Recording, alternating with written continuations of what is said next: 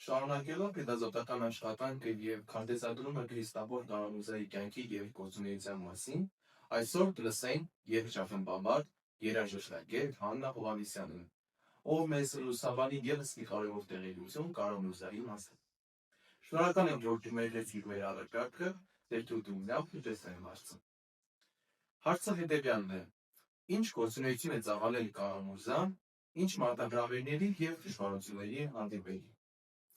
Շնորհակալություն հարցի համար, Սիրունի։ Ասեմ, որ որպես երգչախմբավար մշտապես ուսումնասիրում եմ քրիստավոր Գարամուզայի բազմակողմանի գործունեությունը, ժողովրդական երգեր հավաքող և մշակող, համերգային գործունեություն ծավալող, երգչախմբեր կազմակերպող, խմբավոր, մանկավար, երաժշտահասարակական գործիչ, երաժիշտ քննադատ, ում գործունեության ընթացքում կազմակերպվեց 90-ից ավելի երգչախմբեր, տալով 250 համերգ մոտ 50 քաղաքներում։ Եվ այս առումով կարելի ասել, որ Գարամուզան համարվում է անգերազանցելի կոմպոզիտոր հայ երաժշտության պատմության մեջ։ Իսկ ինչ վերաբերում է հաջորդ հարցին, ասեմ, որ քրիստավոր Գարամուզան դժվարապես ենթարկվել է հարազանցների, թե հայ հեղափոխականության, թե ցարական կառավարության կողմից։ Մի հետաքրքիր թեփ կպատմեմ, 1857-ին Բաքվի Սուրբ Գևորգ եկեղեցում հնչեց Գարամուզայի հեղինակած առաջին հայկական բազմաձայն պատարագը։ Ստացվում էր այնպես, որ ամեն այն բան բազմաձայն պատարագը հնչեցնելու համար Գարամուզան պետք է թույլտվություն խնդրել Էջմիածնից,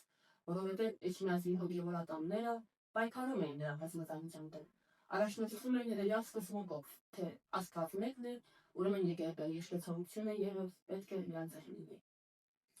Այնուամենայնիվ 1992 թվականին Գարամուզան հրավիրվեց Էջմիածին և նույն թվականին Էջմիածնի մայրցամաքում հնչեց նրա բազմաձայն պատարագը։ Բայց մի տարի չանցած կաթողիկոսի հրամանով նրան հեռացրեցին, որովհետև տառապանքները և հալածանքները շատ էին, պատճառաբանելով, որ Գարամուզան կաթոլիկ է և առաքելական եկեղեցու սուրբ երկասացությունների մեջ մտցնում է կաթոլիկ եկեղեցու բնորոշ խորթ տարրեր։ Ինչ վերաբերում է ցարական կառավարությանը, ասեմ, որ ամեն անգամ համերգներ կազմակերպվելիս կառավարիչը պարտավոր էր, այսպես ասած, քննարկել Գարամուզայի երգչացանկը։ Եթե երգչացանկի մեջ լինում էին հայրենասիրական երգեր, նրա համերգները չեղարկվում էին, որովհետև հայրենասիրական երգերը արժանացնում էր ժողովրդի ազգային ինքնագիտակցությունը։ Այնուամենայնիվ Գարամուզային հաջողվեց հաղթահարել բոլոր խոչընդոտները և նա հասավ իր նպատակին, նա տեսավ իր հաղթանակը, այն է բազմաձայնի հաղթանակը, և անջնջելի հետք թողեց հայ երաժշտության պատմության մեջ։ Պատրաստել էինք այս կանը, շատ շնորհակալ ենք ձեր տված ցերեկացության համար, իսկապես ձեր համերգի խոսքը շատ գնահատելի և կարևոր է մեզ համար։ Շնորհակալություն նախաձեռնության համար։